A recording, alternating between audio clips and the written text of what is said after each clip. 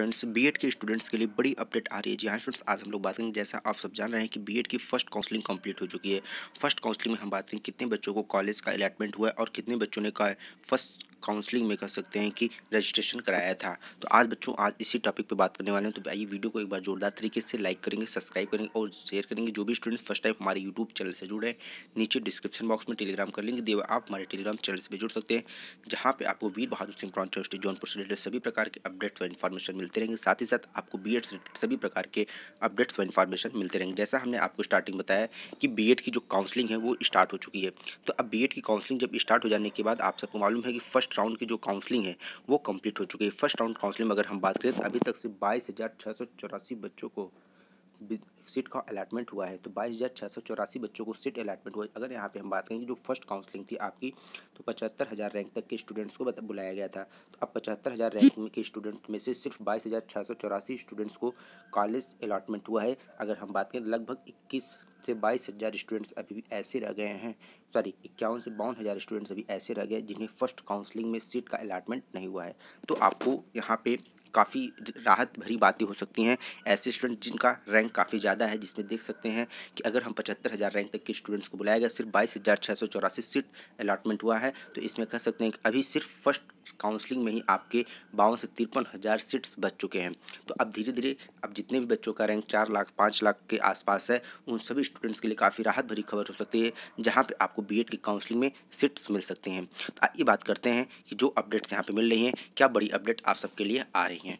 यहाँ पे अगर हम सबसे पहले बात करें, रुहेलखंड विश्वविद्यालय ने बीएड में काउंसलिंग में शामिल हुए 25,862। अगर हम बात करें जो फर्स्ट काउंसलिंग आपकी हुई है, जिसमें 75,000 रैंक तक के स्टूडेंट्स को बुलाया गया, तो उसमें सिर्फ 25,862 स्टूडेंट्स ने रजिस्ट्रेशन कराया, जिसमें से अगर हम बात करें तो 22,684 स्टूडेंट्स को ही कॉलेज का अलॉटमेंट हो चुका है। तो यहाँ पे भी लगभग 3,178 विद्यार्थियों को सीट का आवंटन नहीं हो पाया।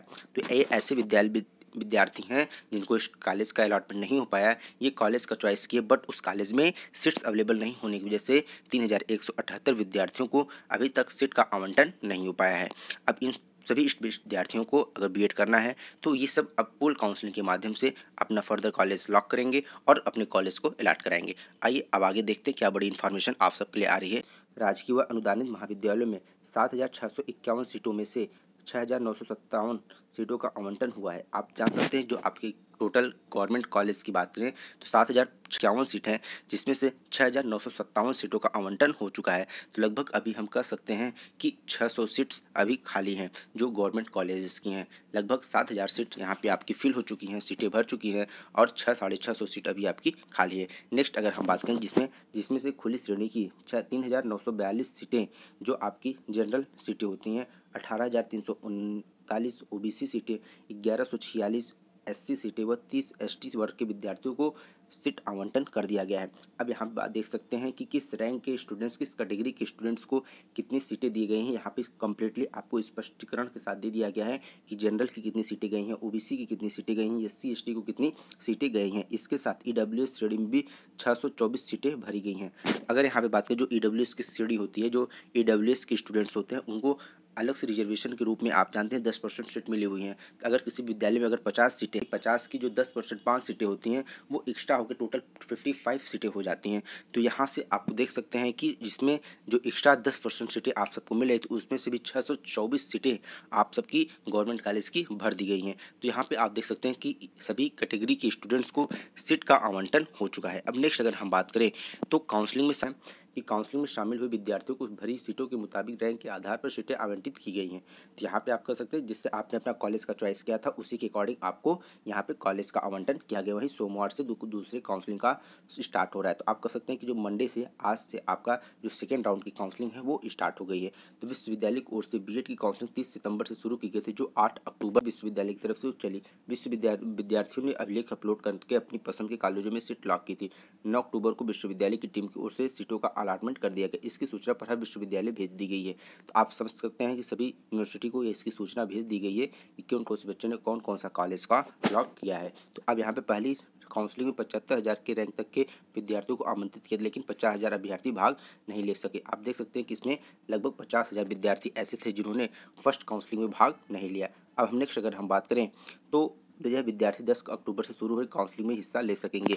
तो आप कह सकते हैं जो 50,000 स्टूडेंट्स अभी तक फर्स्ट काउंसलिंग में अपना रजिस्ट्रेशन नहीं करा पाए, फर्स्ट काउंसलिंग में भाग नहीं ले पाए, यह भी स्टूडेंट्स जो सेकंड चरण की काउंसलिंग, सेकंड राउंड की जो काउंसलिंग होगी उसमें अपना रजिस्ट्रेशन करा सकते हैं। तो वहाँ पे ये आपको यूनिवर्सिटी की तरफ से कर सकते हो, रुहेलखंड यूनिवर्सिटी की तरफ से आपको एक बार पुनः मौका दिया जा रहा है, जहाँ पे अगर आपने फर्स्ट राउंड में रजिस्ट्रेशन नहीं कराया है तो आप सेकंड राउंड में भी रजिस्ट्रेशन करा सकते हैं। तो अगर यहाँ पे बात करें जो दूसरे चरण की आपकी काउंसलिंग होगी वो 75,001 रैंक से लेकर 2 लाख रैंक तक विद्यार्थियों इसमें हिस्सा ले सकेंगे। तो अब आप कह सकते हैं कि लगभग इसमें 1.25 लाख विद्यार्थियों को रजिस्ट्रेशन के लिए बुलाया गया है। तो 75,001 रैंक से लेकर 2 लाख तक के रैंक के स्टूडेंट्स को बुलाया गया। 1,25,000 स्टूडेंट्स होंगे जो इस सेकंड काउंसलिंग में पार्टिसिपेट करेंगे। तो हमने फर्स्ट काउंसलिंग में लगभग 75,000 बच्चों को बुलाया गया था।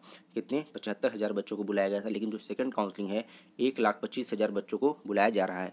तो यहाँ पे काफ़ी ज़्यादा संख्या में बच्चों को सेकंड काउंसलिंग के लिए बुलाया गया है। अब इसमें अगर हम बात करें तो जो आपकी जो काउंसलिंग होगी, आप काउंसलिंग के लिए देख सकते हैं कि 13 अक्टूबर तक यहाँ पे आपकी काउंसलिंग चलेगी। तो आपका जो मंडे से आपकी जो सेकंड राउंड की काउंसलिंग स्टार्ट हो रही है यह 13 अक्टूबर तक आपकी चलेगी, जहाँ तक 14 अक्टूबर को सीटों का अलाटमेंट कर दिया गया जाएगा। तो आपका जो 14 अक्टूबर होगा उस दिन आप सबके कॉलेजों का अलाटमेंट कर दिया जाएगा यूनिवर्सिटी की तरफ से। उसके बाद आपकी जो थर्ड राउंड की काउंसलिंग है उसको स्टार्ट कर दिया जाएगा। तो जितने भी सेकंड राउंड के स्टूडेंट्स हैं उनको 13 अक्टूबर तक का मौका है, वो अपना कॉलेज रजिस्ट्रेशन कराएं, कॉलेज की चॉइस करें। उसके बाद जब 14 अक्टूबर को आपके कॉलेज का अलाटमेंट यूनिवर्सिटी के द्वारा कर दिया जाएगा। आप सबको मालूम है रुहेलखंड यूनिवर्सिटी के द्वारा इस बार यूपी बीएड का जो एंट्रेंस एग्जाम कंडक्ट किया गया था और सभी प्रकार की जो काउंसलिंग है वो भी आपकी रुहेलखंड यूनिवर्सिटी के द्वारा ही करवाई जा रही हैं। तो राज्य सम्मेलक जो आपके हैं प्रोफेसर बीपी सिंह का कहना है कि दूसरे चरण की काउंसलिंग की सभी तैयारी पूरी हो चुकी हैं। तो यहाँ पे जो काउंसलिंग से रिलेटेड जितनी भी तैयारियाँ हैं आपके सेकेंड राउंड की, वो सभी तैयारियों को कंप्लीट कर दिया गया है। बस आप लोग को यहाँ पे क्या करना है, रजिस्ट्रेशन कराना है, कॉलेज की चॉइस करना है, कॉलेज फिलिंग करना है। उसके बाद जो अलॉटमेंट होगा वो आपका 14 अक्टूबर तक कर दिया जाएगा। तो ये बड़ी अपडेट आप सबके लिए आ रही है। तो जितने भी बीएड के स्टूडेंट्स हैं उनको फर्स्ट राउंड में हम कह सकते हैं कॉलेज का अलॉटमेंट हो चुका है, सेकंड राउंड का रजिस्ट्रेशन स्टार्ट हो गया है। बहुत से बच्चों ने आज मंडे को रजिस्ट्रेशन अब तक अपना करा भी लिए होंगे, कॉलेज का चॉइस कर भी लिए होंगे। तो सभी बच्चों के पास की फर्स्ट कॉलेज नहीं मिल पाया तो आप अपने घर के पास के सेकंड कॉलेज को देखिए, थर्ड कॉलेज को देखिए। और ऐसा ना हो कि आप कोई दूर का कॉलेज चॉइस कर ले और उसके बाद उसका सेंटर और काफ़ी दूर चला जाए। तो इससे क्या होता है, कॉलेज में अगर आपका एग्जामिनेशन सेंटर दूर चला गया और कॉलेज भी आपका दूर है तो आपको क्लास करने में भी प्रॉब्लम होगी, प्लस एग्ज़ाम के टाइम में आपको ज़्यादा डिस्टेंस ट्रेवल करना पड़ेगा, ट्रैफिक हो सकता है, तमाम प्रकार की ऐसी समस्याओं का सामना करना पड़ता है। तो बीएड की काउंसलिंग के दौरान आप इन सभी छोटी छोटी चीज़ों का ध्यान रखिएगा। प्लस कॉलेज में हर एक प्रकार से आप पता लगा लीजिएगा कॉलेज में बीएड की क्या कंडीशन है, कैसी वहाँ पे पढ़ाई होती है, इन सब चीज़ों को भी ध्यान रखिएगा। कहीं ऐसे ही कॉलेज में आप एडमिशन ना करा लीजिएगा जहाँ पे बीएड की पढ़ाई ना होती हो। तो इन सभी चीज़ों को आप ध्यान रखिएगा, अपने पास के कॉलेज में एडमिशन लीजिए। Thank you, bye bye.